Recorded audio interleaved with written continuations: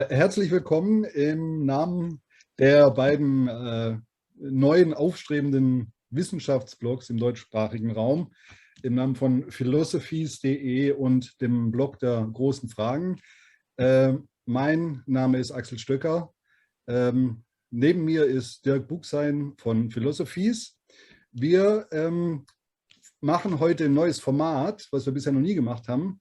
Wir haben uns nämlich, das hat sich ergeben aus einigen Treffen auf Zoom, wir haben versucht, jetzt Referenten einzuladen und wir freuen uns, dass wir heute gleich so einen hochkarätigen Gast haben, den wir so in einem Thema befragen können, was auf unseren beiden Blogs sehr präsent ist, nämlich Bewusstsein. Um auch zu zeigen, dass wir Niveau drauf haben, machen wir heute das Interview auf Englisch. Ja? Denn Professor Northoff, zu dem Dirk gleich was sagen werde, ist zwar Deutscher, aber er arbeitet und denkt auf Englisch. Und Dirk, bitte jetzt tell us something about Professor Northoff, please. Thank you, Axel. Okay, dear audience, dear visitors, I'd like to introduce you the person of Georg Northoff. He's a professor and a doctor of medicine. I've tried to switch the screen so we can see more details. Oh, sorry, it's here. Good. Yeah, everyone could see it. Our presentation. Yeah, fine. Okay. It's Professor Dr. Georg Northoff, and we like to introduce you to our symposium where we would define the question some kind of consciousness, and to the person of Georg Northoff. He's born in 1973 in Hamburg. He's a German medic and philosopher, and his point of investigation is more in neurophilosophy. It's, one could say he studied in Hamburg, and after that he's at the psychiatric University Clinic in Magdeburg. After that in Harvard, also, and after 1999 he switched to the University of Ottawa at the chair of mind, brain, and neuroethics since 2009. His investigations are, of course, on the subjects of emotions, neurobiology, by English, psychiatric diseases, analytical philosophy of the mind, neurophilosophy, neuropsychoanalysis, and neuroethics. And his approach to this investigation is more a relational and interactive approach. So it's more interesting also for my articles. I often mentioned or quoted his articles in this, and this is some of these reasons I would very appreciate that Mr. Northoff give us some answers to our questions. His approach is more an internal relation or a relation to the body on the environment. And this is, one could say, another way to approach this neuroscience discipline, because there's more greater aspects of the relation of the body and the environment, because before the dualism with the body and mind always have an emphasize on the brain. So it's more an interesting point, I think. So, and it's not in the, it's also having consequences for self or psychiatric disorders, perhaps like depression or schizophrenia. He always investigated at the University of Ottawa. So there are some kinds of new aspects also for psychoanalysis or something like this. The approach is more on the human mental activity and also on the conscious experience, and he makes a relation between the stimulus and of the brain and also the body. I've said before, also the self-related processing of neurally. The automatic activity, or also called as a spontaneous activity of the brain, is more interested. And after that, the first person perspective also are very important thing to investigate in his projects, and there are some kinds of new aspects. And we are very glad that Mr. Professor Dr. Northoff give us some answers to our questions. So I could refer to our questions. Our first question was, or would you like, Axel? No, it's okay. Okay. Professor Northoff, what, from your point of view, is consciousness? You really start with a very simple questions. Yeah. What can I say? So let me, maybe I can share some of my slides. So you need to stop sharing. Okay. I'll just stop you now. Yeah. So you already asked, of course, a question which is also conceptual as well as empirical question. I don't know. Can you see my slide? Yeah. Fine. Yeah.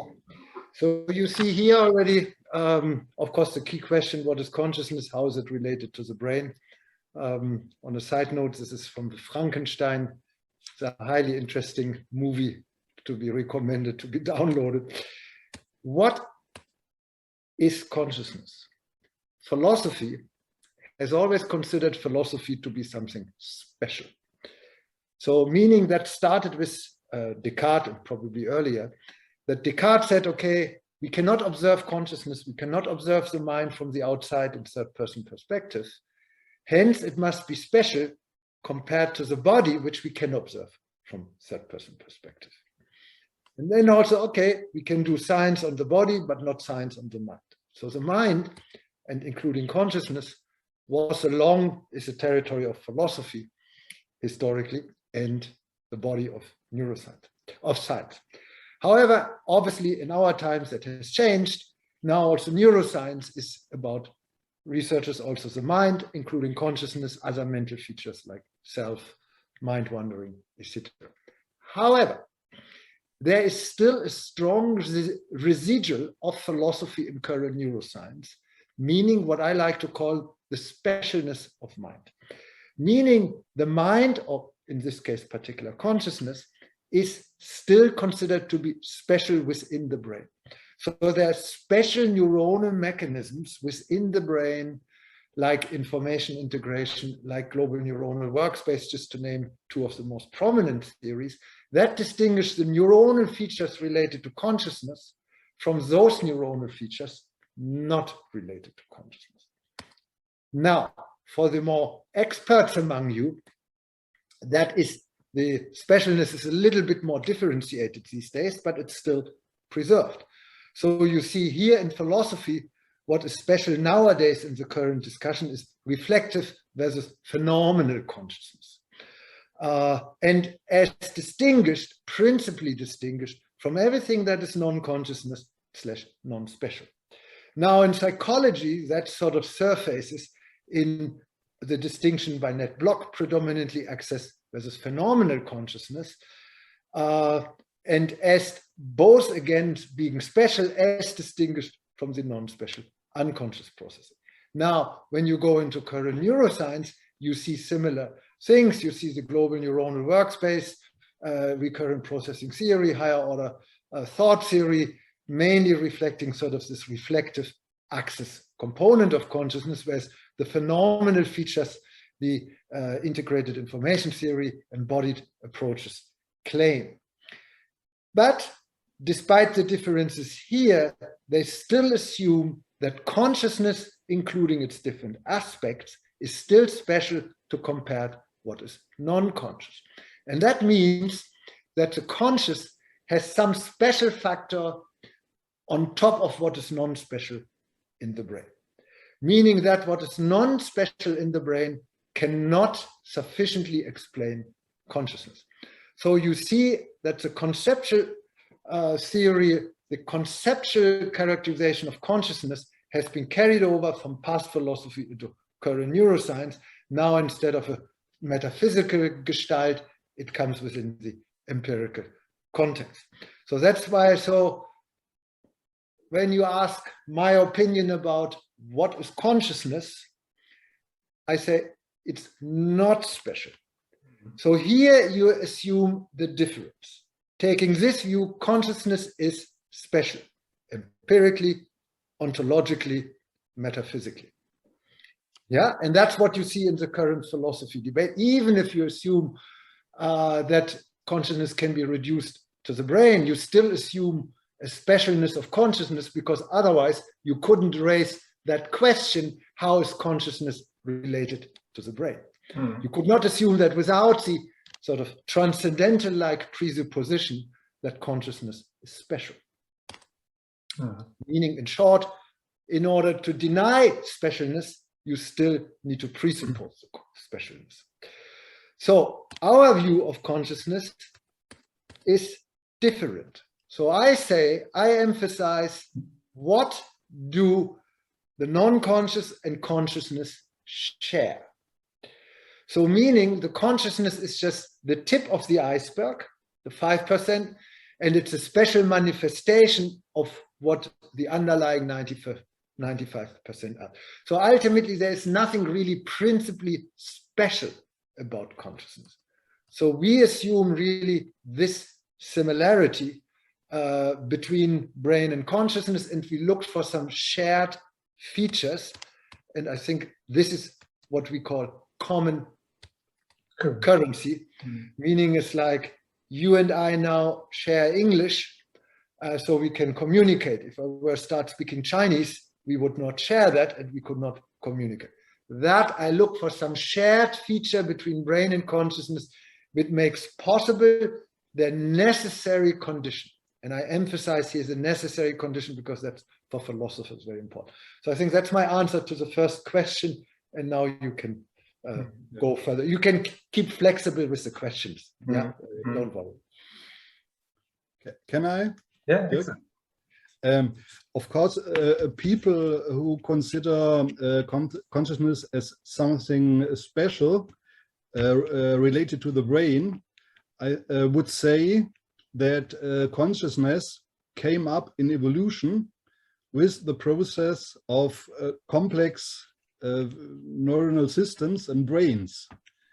Is this not a point to say, okay, it should be related to the brain? I don't deny that consciousness has something to do with the brain. So that's it's the distinction between special properties in the brain that are special for consciousness and properties in the brain that are not special for consciousness. And I do not suppose that there are special properties in the brain specific for consciousness as distinguished from the non-special properties of the rest of the brain. That's naive. Okay.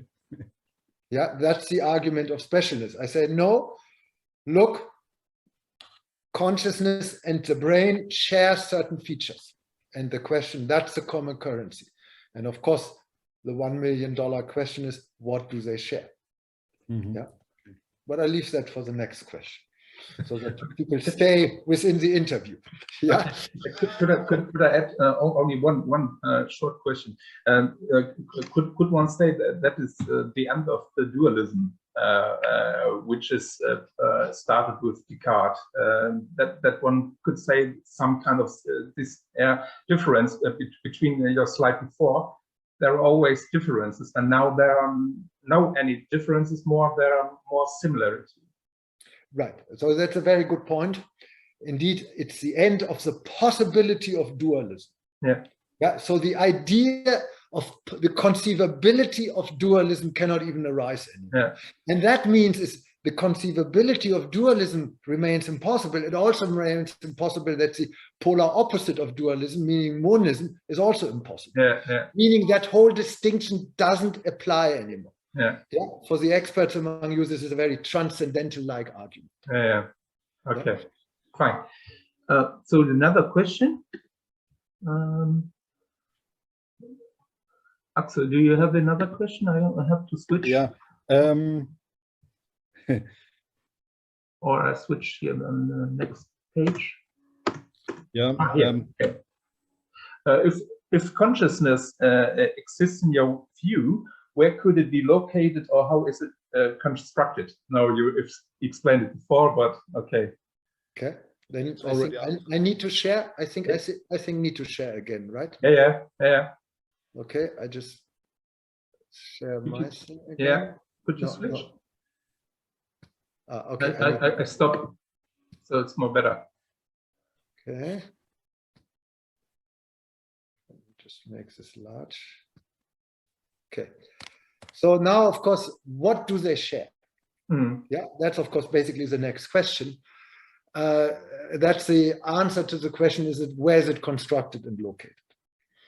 So the first thing, what do brain and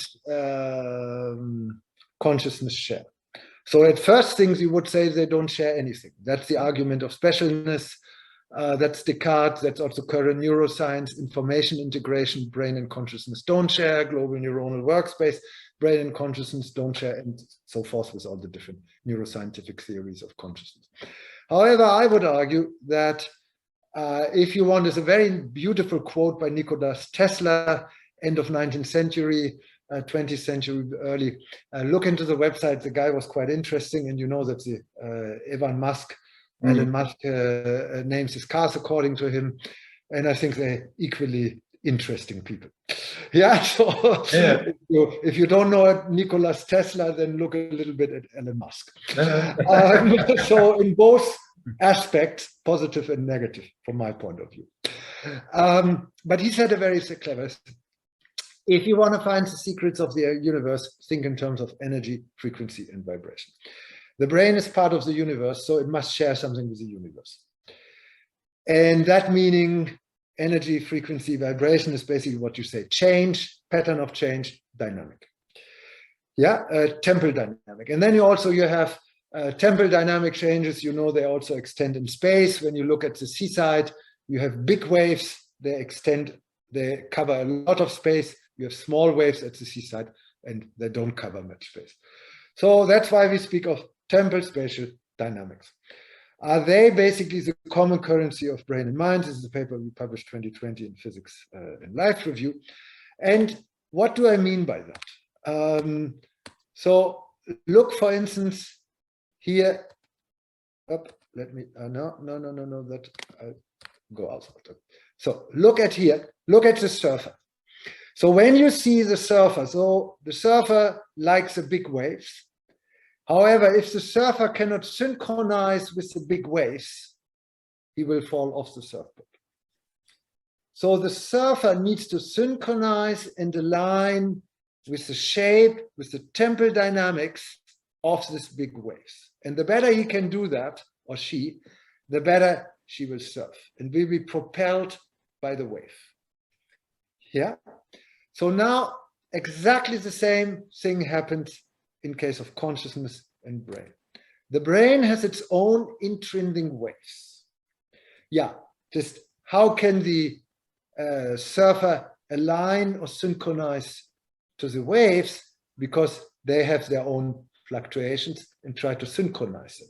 It's the same when you dance to the beat of the music, you synchronize your own internal movement rhythm with the rhythm of the music. And the better you synchronize, the better you feel the groove of the music. So you have a feeling. If you can't synchronize, if you're out of rhythm, you don't feel the music and you say it's boring, goodbye. Same with the brain. So here the brain has also different waves. So when we basically measure the brain signals using different imaging techniques like EEG or functional magnetic resonance imaging, you can also construct what we call a time series. So this is a raw across time. And when you analyze this in a clever way, you see certain patterns and you see also different frequencies, meaning different waves. And the brain uses these waves to synchronize with the waves of the environment. Just like the surfer synchronizes with the sea waves, your brain continuously synchronizes, aligns, or is entrained by the waves, by the temporal dynamics of the environment. Remember my dance example. And that is for me an absolute key moment of consciousness. If you cannot synchronize anymore with your external environment, you lose consciousness. And we showed that in some data. So if you ask me how is consciousness constructed? I think that was your question. My answer is it's a temporal spatial construction, a co-construction between brain and environmental context, and of course the body also. So they need to synchronize or best possibly align, and it is not that the environment needs to align to the brain, it's the brain needs to synchronize or align with the environment. Just like in dancing, you synchronize your movements according to the rhythm of the music. That yields consciousness, and you feel that when you're good in rhythm, you feel the groove of the music. Every artist can tell you. And this is what you did. Sorry. No, just so the dancer or the surfer is in this image the brain. If you want to say so, yes. Okay. Yeah, and the surfing, the degree to which the surfer surfs, is your consciousness. Good question. Okay. I mean, yeah. So basically, the surfer, the synchronizing of the surfer with the ongoing dynamics of the wave, the change of the wave, is the brain. And the outcome of that adaptation between surfer and wave is the degree of surfing. That's your degree of consciousness. Oh, okay. Yeah. So if the surfer really surfs long and well, you have a high degree of consciousness. Mm-hmm. If the surfer falls off, you lose consciousness. Mm-hmm. Now you don't surf anymore because you're afraid of losing consciousness. Yeah. Yeah. And the better the accommodation between the waves is, the better one could say is the scale-free dynamic of the activity. Is it possible to say it so? Yeah, let me see. Let me just tell you what is scale-free. Yeah, here. Yeah. So you have these different frequencies, and there is a structure to the frequencies, meaning the slower frequencies have more power, the faster frequencies have less power. And again, it's nothing special to the brain, because you know this. Again, you know I love the ocean. So you go to the seaside, you see the big waves. They're much more powerful than the small waves. When you get caught by a big wave, you're really afraid that the big wave will smash you. Whereas if you get caught by a small wave, okay, you don't care. So same in the brain, and that means if you plot that, so here you have the frequency, faster frequency, slower frequency, not much power, a lot of power, that's basically what you get. Yeah, so you have a lot of power in the slower frequencies, they're slow and powerful, and you have less power in the faster frequencies, meaning they're fast and less powerful. And that's what you call, and then you get a certain shape of those power frequency curves, and that's what is called scale-free. Yeah, so that and that is certain structure of your waves. Yeah, a temporal structure. And maintaining that temporal structure is extremely important for consciousness.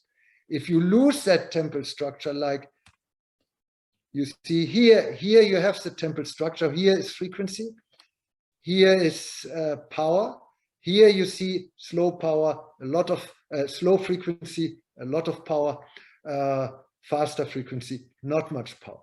Here in the blue, you see that structure, that slope of the curve is disrupted and the curve is completely flat. So now, who has consciousness? This one has consciousness, this one lost consciousness. Because this is an anesthesia state. You're in full anesthesia, surgical anesthesia. Yeah, so meaning you need this discrepancy between slow and fast frequency power in your brain in order to maintain your consciousness. If the waves are all the same, now go back to the seaside, there's absolutely nothing, no waves at all. Yeah, no slow waves, no fast waves. The sea is completely dead, meaning you lose consciousness. Yeah, and if you have always the same waves, always the same slow waves, fast waves and no slow waves, you also lose consciousness. If you only have the big waves, but not small waves, you also lose consciousness. Mm. So it's a balance. So just imagine when you go to the ocean in different days, when the wind blows in different ways and so on. Mm. Okay. Okay. And this is what is described as neural predisposition of consciousness, NPC. Is this a match? That's exactly. If you lose this kind of power relationship, you cannot have consciousness anymore. Mm. Okay. And It's this is impossible. the predisposition which Axel mentioned before with the evolution. Yeah, that's probably indeed an evolutionary thing Mm. that has developed, but let's say also depends, for instance, on the number of time scales here. If you have a frequency range between, let's say here, 0.01 and 1, or you have a frequency range of 0.1 to 300, you have a much, look at the seaside, it's the number of waves you have. Mm. Yeah, if you have only, as I said, if you have only one type of wave, or you have 100 different type of waves. Yeah, yeah. Yeah, if you have one type of wave, your likelihood, you might have a little consciousness, but extremely restricted, temporal spatially. Yeah. If you have 1,000 waves, type of waves, you have a much more fine-grained, sophisticated consciousness, because you can scan and sample the environment in a much more specific way. Mm. Okay. Okay. Yeah, that also leads later to your question with the age. Okay. Keep that in mind with the time scales. Okay. So we switch to the next question. It's okay. Yeah. You write on your page, the question driving me is why and how can our brain construct subjective phenomena like self-consciousness, emotions? In your opinion, how do subjective phenomena, in example, qualia, come into being? It's also matching what you have said before. Qualia already in this with the surfer and the is it okay, or I'll have to switch to okay. You mentioned before the example with music. Yeah, so how do qualia come into being? I mean, as I said, for me, consciousness is really here I tell you something about time scales. It's really about time scales. So for me, consciousness is this: if you synchronize with the environment, you become part of the wider environment. When you dance to the music, you become part of the music. When you surf, you become part of the waves. So basically, you use the temporal dynamic of your environment for yourself. So you have a direct interaction between world and brain. And that means the more time scales you have, the better. However, there's always a discrepancy in the time scales between the world and the number of time scales in the environment. Okay, so let me give you an example. Can you see the windows here, the small and the large window? Yeah. Okay. So, and you see, what can you see through the small window? It's a little bit cloudy. Yeah, and what do you see? What else do you see? Trees, perhaps? How do you know it's trees? You don't see them through the small window. No, it's a green object. Exactly. Now, what do you see through the larger window? Oh, a rose. In front there is a rose. Yeah, okay, that's not real. Okay. What else through the window? You guys are really difficult. You comment on the weather and everything else, but not what you see at the windows. Okay, what do you see? We can't see it, Mr. Oh, Northoff. you can't see it. Okay. No, because it's a little bit cloudy. Ah, okay. See, It this is is Weichzeichner. blurring. Okay. Okay, got it. No, I got it because okay, that's the Zoom blurring. Okay, You got can it. cut that So, out. meaning you see different things through a small and a large window. Yeah. So, meaning if you have only two windows, you see two kinds of things through the two windows. Mm. If you have 10 windows, Yeah. you see how many different things? 10. Mm. If you have 100 windows, you see much more. So meaning you see your environment through your windows. And that's exactly what the brain does. Mm. The brain has basically temporal windows, just as I showed you here, the small and the large window. Yeah? Mm. And so the brain has a certain number of temporal windows, short, medium, longer, long, very long. However, they are not exactly identical to the number of time windows the environment has, because we don't have a temporal window for seismic earth waves, yeah, for earthquake, yeah, because we don't have those time windows. We as humans also don't have any time windows for ultrasonar waves, which we cannot process. The bat, Fledermaus, can process that. So meaning the way we experience the world / consciousness is necessarily restricted in temporal terms. That's a basic temporal meaning of subjectivity. It's subjective relative to the objective world. So the world has 2,000 time scales. We as humans have only 1,000. So it's necessarily restricted. That's for me a very basic meaning of subjectivity. And that subjectivity is different for different organisms. The monkey, the cat, the bat have slightly different time scales. Some time scales we don't have, some time scales we have, they don't have, they're probably more restricted.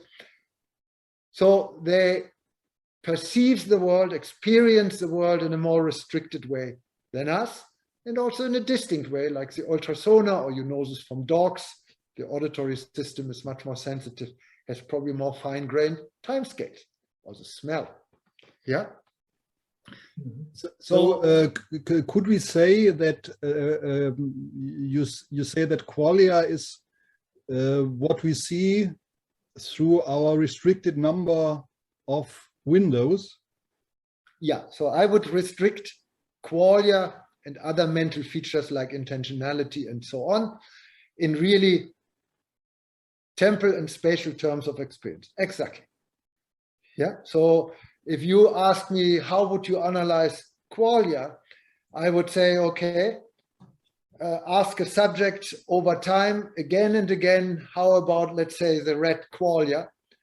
Then I construct a time series, then I see the time scales, then I look at the visual cortex of that, the visual brain region, and then I compare that, and then I say, okay, I see those and those time windows, and that's your qualia. The time windows are the qualia. Time windows, yeah. If you want to say so, it's the temporal and how you experience it. Yeah. Time experience, inner time consciousness. Okay. Yeah. Okay. Mm-hmm. Yeah. So it's what I say. The brain can be characterized in terms of time scales, and because I assume common currency between brain and consciousness, shared features, I assume that mental features, consciousness can also be characterized by time scales. Analogous, corresponding. That's a common currency. Okay. This concept, is it possible to compare it with enactivism, like Maturana or Varela, with some kind of extended mind or situated cognition or something like this? Yeah, I think that somewhat Varela was clever, Maturana too. I would agree that has strong my argument that consciousness is necessarily dependent on how the brain synchronizes with the world. That's really the embedded Maturana Varela situated. However, the further development is that embeddedness is temporal spatial, and that environment and brain share these temporal spatial features. That's common currency. Yeah. That's the common currency, and that makes it also open for empirical research. And that's the window where we could find our way through to investigate it. Exactly. Yeah. So we now investigate in our empirical stuff basically the time windows in the brain. Yeah, exactly here. When you look at our house, I know it's all a little blurry. Yeah, the time windows. And what is also important for me, you could describe it as concept fact iterativity. So the concept you've mentioned before are not so basically metaphysical. You can improve it with empirical based things. So you could get better concepts of it. Yeah, so the concept fact iterativity is basically a methodological strategy how you can conduct neurophilosophy in a non-reductive way. And I would really say, so when people hear of neurophilosophy these days, they think, okay, the mind is reduced to the brain. And ultimately, we don't need philosophy anymore. We cannot replace it by neuroscience. That's Churchland, that's Dennett, that's John Bickel, that's the Anglo-American way. However, I reject that. So for me, that's what I call reductive neurophilosophy. I instead speak of non-reductive neurophilosophy. That's the way I always meant it, and that's the way I developed it, I think now almost 20 years ago. So for me, it's really so philosophy deals with concepts, empirical science deal with data and facts. Traditional philosophers say that the two are mutually exclusive. Concepts cannot be linked to facts, and facts cannot be linked to concepts. Why? Because concepts operate in a purely logical domain, and facts operate in a natural or empirical domain. However, I would argue, no, because you have also concepts operating in the natural domain, and you can try to match them. You can try to compare the implicit conceptual presupposition of your empirical data. For instance, and I showed you that earlier, all these neuroscientific theories have a certain conceptual model of consciousness. Here. Oh, sorry, wrong one. Here, this one. No. Where on earth is this? Here, this. So all these theories have a certain conceptual, they're empirical theories, but they have a certain conceptual presupposition about consciousness, namely that it is special. So, and that drives their empirical research.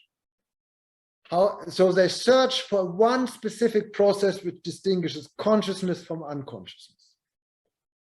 Now, I go the other way. If I do not, so there you see, now I say I have a different conceptual presupposition, non-specialness. So I go for similarity. That means my empirical research will be different. I search for something different which is shared by brain and consciousness. So here you see a beautiful example how concepts / the model of consciousness impacts your empirical research. That's a concept-fact relation. So you cannot reduce concepts to facts. That's very stupid, because if you change your concepts, you get different empirical facts and data. Whoops. And the same is also true from fact to concept, that let's say maybe certain empirical theories are plausible empirically or not. They're logically conceivable, the traditional philosopher, but they may not be empirically plausible. Let's say that consciousness has a mental entity in the brain. Logically plausible, yes, has been argued for. Consciousness is a mental entity within the brain, Colin McGinn, for instance. Yeah. However, there's no empirical evidence for such an assumption, meaning the conceptual assumption of a mental entity in the brain distinguished from the rest of the neuronal brain is logically plausible, but empirically implausible.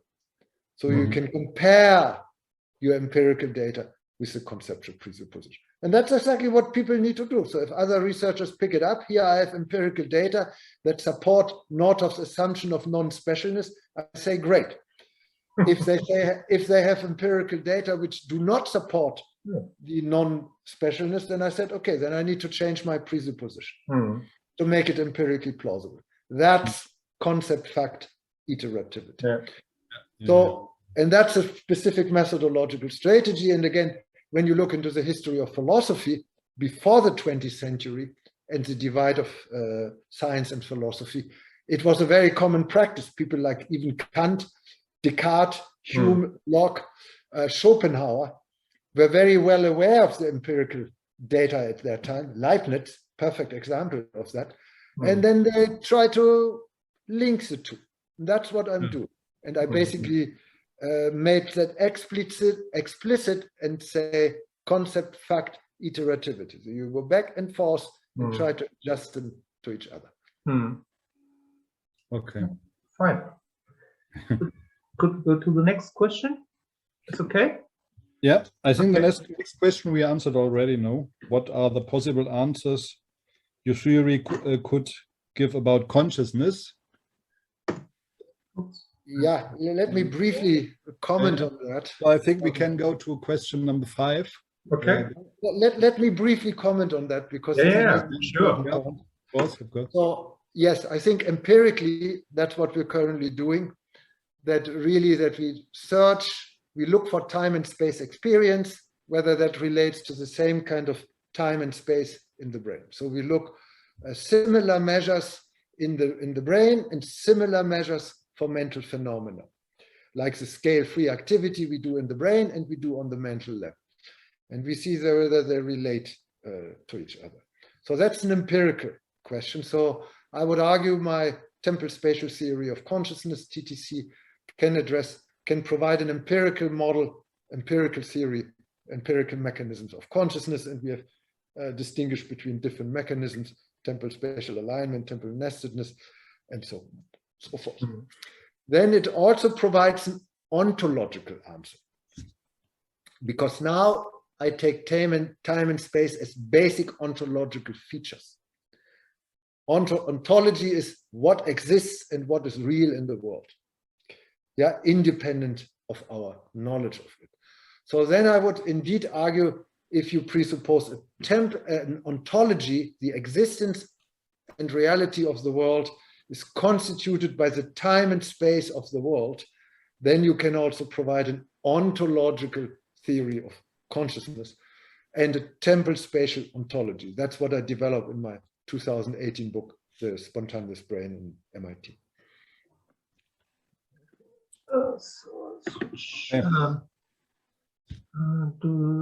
Five. Do we have question 5? How did you come up with the idea of describing consciousness as a special temporal phenomenon?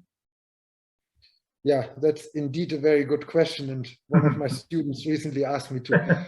So this is a thing which really developed over the last 30 years, obviously. It's not something you just pull out of your pocket.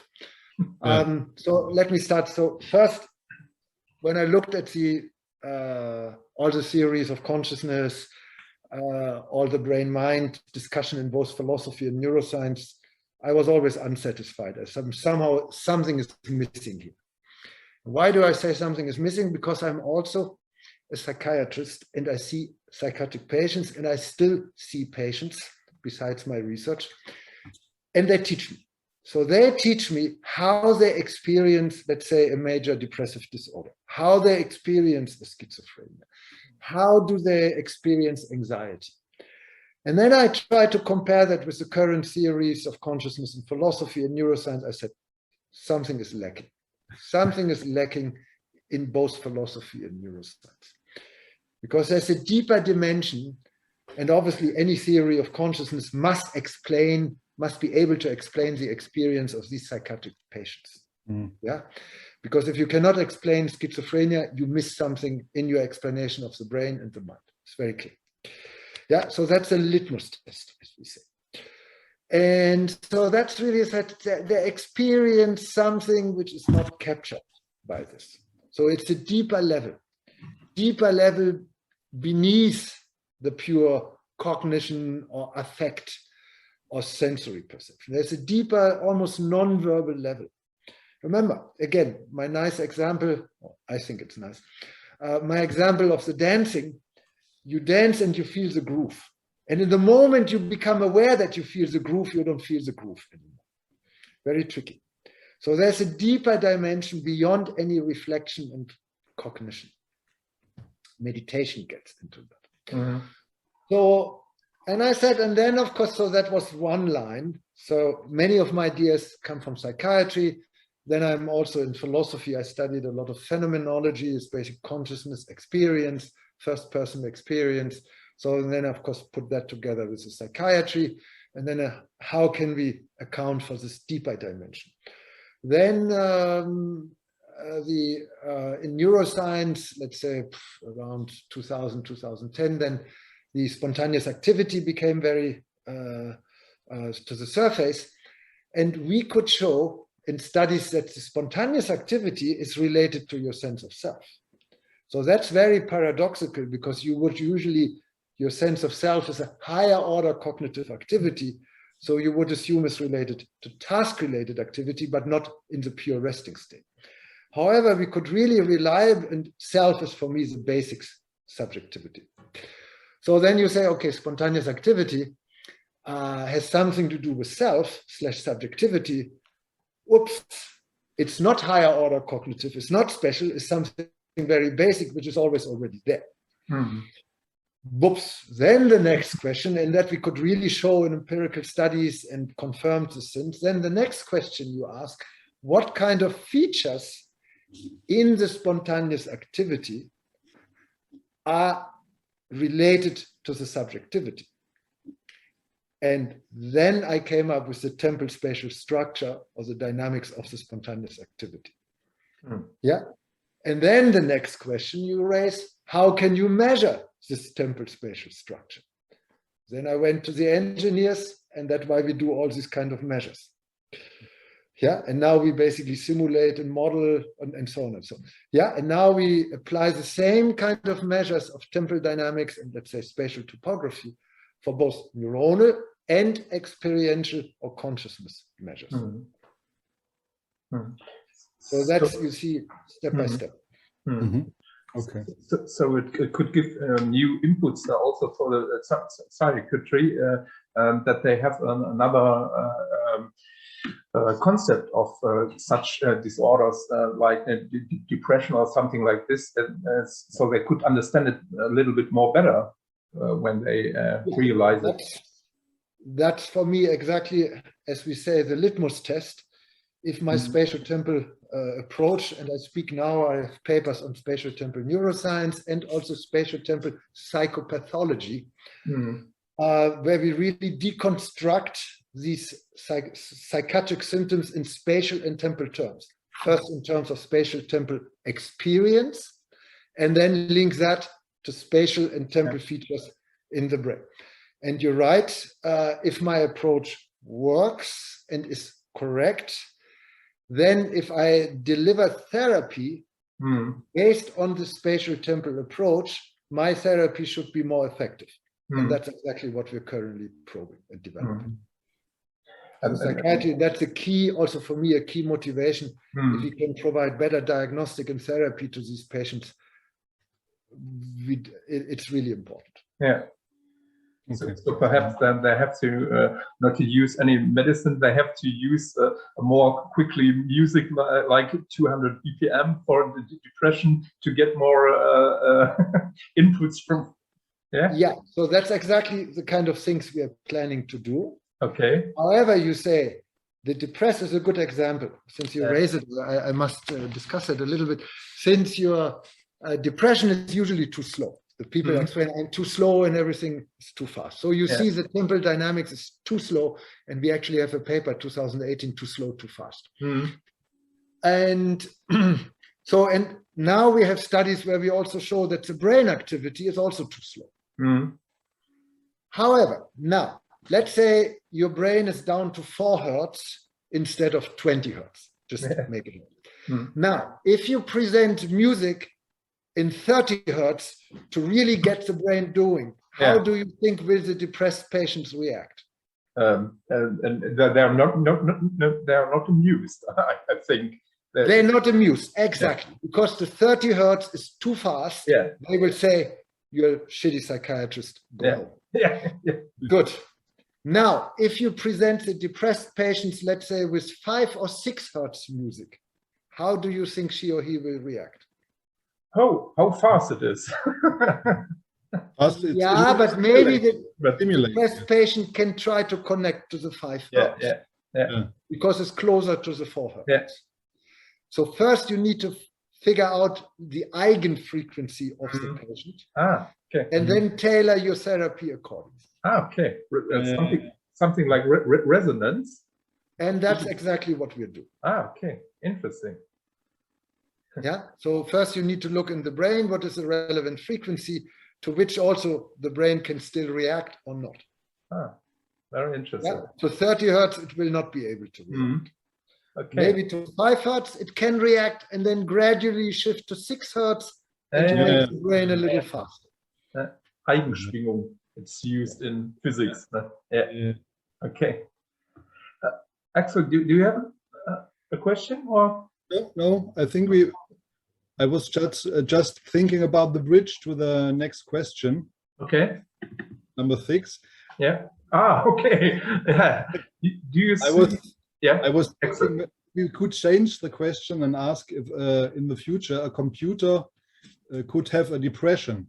Or if you think that strong artificial intelligence will be possible in the future. Again, remember, I had the example of the time scales and the windows, the time windows. Same here. So current AI and robots have usually only a very limited number of time scales. And the time scales are not adaptive, they cannot change, and so on. So basically it's only one window. So they're good in one task, but not in others. That's what AI calls the generalization problem. And humans are good in many tasks, but not very good in particular tasks. Because that particular task, time scales, is always confounded by the other time scales. But the other time scales make us very adaptive. Remember my example? I know it's blurry if you have many windows, there's only one window. So same here with regard to the time windows. So for me, it would be, first we need to, and you see some of the podcasts on my website, you really need to build in time scales into your robots or your AI. That's the first thing. Then you probably need to build in that these time scales must be flexible. Actually, I just gave a talk at Google about this. Again, it's on my website about building time scales into robots. And then you need to make these time scales adaptive. So you need to make them flexible. And that's yet another issue. And then, most interestingly, you could build, let's say, a robot, maybe which has the time scales of humans, and you build in some additional ones. So maybe that robot will be more perceptive for certain things than humans. And now, one step, can that robot become depressed?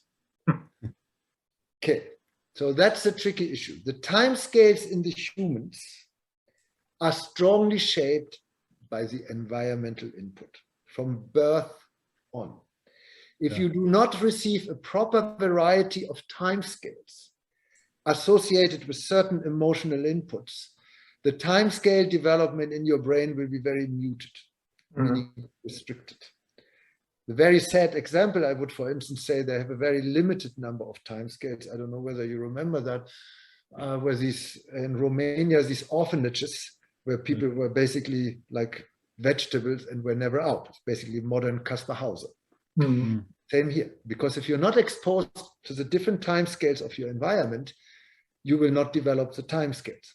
Meaning, if a surfer is never exposed to the really big waves in Hawaii, she or he will not be able to cope with the Hawaii big waves. Yeah, because that brain of that surfer will not develop the proper dynamic coordination abilities to synchronize with the big Hawaii waves. Same here. So if that context dependence of your time scales can be built into the time scales of your robot, then I would say, and then you expose two robots with the initial same repertoire of time scales or number of time scales to two different environmental contexts, meaning that the time scales of these two robots will develop slightly different during the course of life, then yes, I would say the robot should become depressive. Okay. So it depends also for an autocratic system that they have some kinds of sensomotoric links to their environment. So yeah, of course, that's clear. That's clear. Yeah. Okay. But again, these links, these sensors need to be, the time scales of the sensors need to be integrated within these myriads of layers of different time scales. Okay. Yeah. And you have also some kind of polycontextual logic because you have to put this data or this input into such kind of algorithms which could materialize or computerize it. So yeah, I mean, you present me with certain time scales, and my brain integrates your limited time scales input I get via Zoom into my much larger repertoire of time scales, which has been shaped by my biographical context. Okay. Yeah. And so you're processed within my larger temporal context. It's a question of context. Okay. Yeah. And that's why I attribute a certain meaning to you. Yeah. If I imagine my time scales has been shaped by multiple exposures to two German guys in the past, I would attribute a different meaning than I attribute now. Yeah, of course. Okay. Yeah. Okay. Excellent. Yeah. So we come to the last question. Yeah. Okay. Yeah. What is your latest research project? How do you see the future of neuroscience in general? Yeah, I mean, what we really now do is trying these temporal spatial dynamics, measuring it on the level of experience, consciousness, or mental level, and also measuring it on neuronal level, and trying to establish a quasi-causal relationship, which of course is not easy, and we also use some computational modeling for that to prove that point. And we do this in healthy subject in sense of self, for consciousness, mind wandering, and also various psychiatric disorders. Focus is on schizophrenia, bipolar disorder, depression, and also anxiety disorder. So I think 4 major disorders, and also trying to put some of that into therapeutic practice to see whether these work. And can you get into the question again? There was a second question, I can't remember. What is the latest research? The future of neuroscience. How do you see the future of neuroscience in general? Yeah. So as you see, my model of consciousness and also my model of brain is very different from what you usually hear. So usually if you had one of my many colleagues, you would have said, yes, there's a special cognitive function, attention. Yes, attention is related to consciousness, and that is that and that region in the brain and that specific frequency. So they would have presented you data, and then the philosopher would have said, yes, there's strong conceptual evidence for linking attention to consciousness, or the other philosopher would say, I dispute that attention is linked to consciousness for those and those conceptual reasons. And then the hard problem, why is there consciousness at all rather than conscious? So you see, my approach is completely different. And I'm very clear here that if the neuroscience continues to presuppose the current model of brain and consciousness, this will get nowhere. I wouldn't have said it as clearly 5-10 years ago. I say it as clearly now because we have empirical data. So it's really, the model blinds you. Yeah, it's just the way. Then you just perceive the brain and consciousness in terms of cognition, and then, or the specialness thing, what I mentioned earlier. And I really think it misses a basic dimension and the key dimension of consciousness. Yeah. What is the key dimension of consciousness? It is that dimension which provides a necessary connection between brain and consciousness, a necessary in a philosophical sense. I assume in my 2018 book, it's a necessary a posteriori connection. Thomas Nagel, Kripke recruits him. And current neuroscience just establish a contingent connection. It remains arbitrary. Yeah. So it doesn't entail. Let me give you an example of that. Water. You know all water. We discussed a lot about water here with the ocean today. Water, you all know this chemical formula is H2O. Yeah. We have a necessary connection between H2O and water. We know that water, H2O, entails this fluid stuff. Yeah. And then, if you know that, we can also understand why water can be in 3 different states: fluid, frozen, vapor. Yeah, so we know this very well here in Canada, particularly the frozen part. Yeah, so we know that, and now we are okay. We have this, and this. We cannot link it because we don't have this necessary connection as between the chemical formula of water and the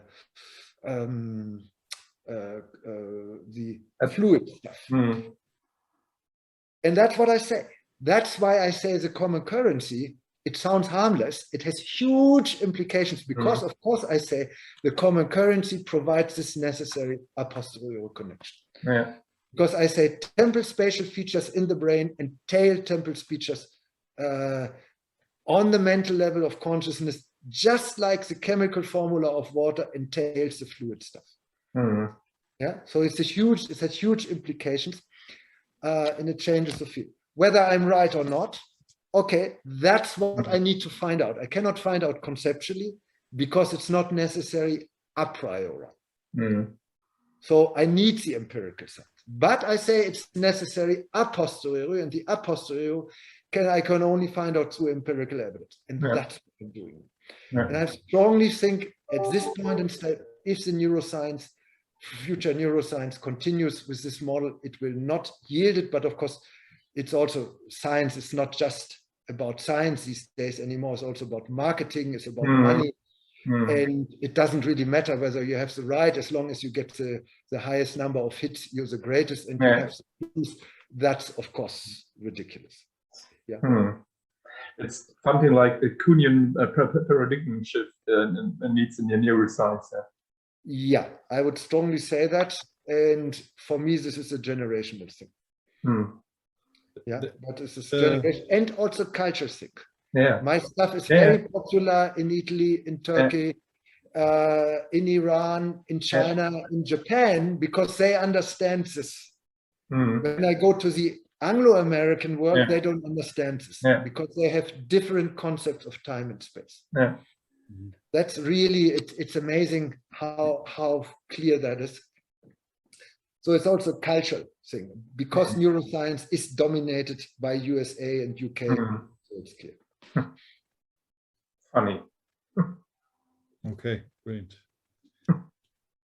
You think it's a big problem, this dependence on the hits on the theory you told to have, or clicks, or it will destroy science. Oh, because science is everything which is not hits. Yeah. So I give you the example of Einstein.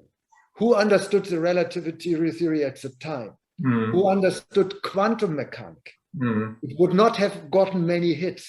Yeah. Yeah. So real science, Kant, Critique of Pure Reason, it would not have gotten many hits. Yeah. It took actually some time until the Critique of Pure Reason took off. Yeah. Even at that time where everything was much slower. Yeah. It took some years before it took off. So, and some years is now already the death of everything. Yeah. If you're not take off right away within months, you're over. Yeah. That's the death of science, because science and philosophy too, innovation is that somebody sees something which others do not see at the time. That's for me innovation. It can be in philosophy, it can be in art, can be in science. And that will not yield many hits. The opposite, it will yield, I don't understand this, okay, goodbye. Yeah. So if you just orient your research topic according to the number of hits, what your machine learning algorithm generates you, that's the way grants and editors of top journals work these days. It'll produce very boring assembly streamlined science. And ultimately, this will be the death of real science. Yeah, I'm really appalled what I saw over the last 10 years, and now it gets worse by the year. All this marketing stuff, and now you have to pay for your papers, which is ridiculous. That's unbelievable. Yeah, how these publishers make money with your knowledge. You don't even get the intellectual property. I mean, this is unheard of. How the scientists let themselves exploit here. Yeah, that is. But this is the way it is. It's a marketing. Many scientists play that game, and I call them pop scientists. It's a popularization of science. Popularization according to the number of hits. They orient their whole research topic according to that, and in order to get into the top journals, because that I know that it's the reality of the day. You need that in order to get into the top journals and get the grants. Crazy. Very, very interesting. Not a very optimistic, but very, very interesting to have this information about the. It's a little bit. Science is working. It's very. I think also for readers. But now we are here. We make an announcement, and we change the world with our video. I mean, you see it. I never enjoyed the science and philosophy as much as I do now, because I finally have the feeling I can go somewhere. Whether I'm right or not, maybe I'm wrong, maybe I fail, but at least it's worth a try. That's what it is. I mean, you saw that science is try and error. You saw that nowhere better than with the COVID stuff. We think science these days is like a factory. You can just run an assembly line and produces that what the governments and the agencies make you believe. That's not the sense. You saw it with the COVID. It's try and error. We just don't know, and we need to try out. And something is more likely, another thing is less likely, but maybe then you get another empirical evidence that what was initially less likely made more sense later. You just don't know. You need to try out. The falsification doesn't work. It cannot be planned or programmed. And okay, in this year and that year and this year we need to have that and that. This is not planned science. The critic rationalism from Popper doesn't work with his falsification.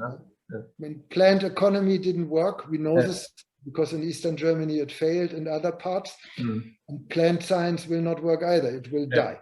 Science will die. So that's my nice greetings to the government and grant agencies.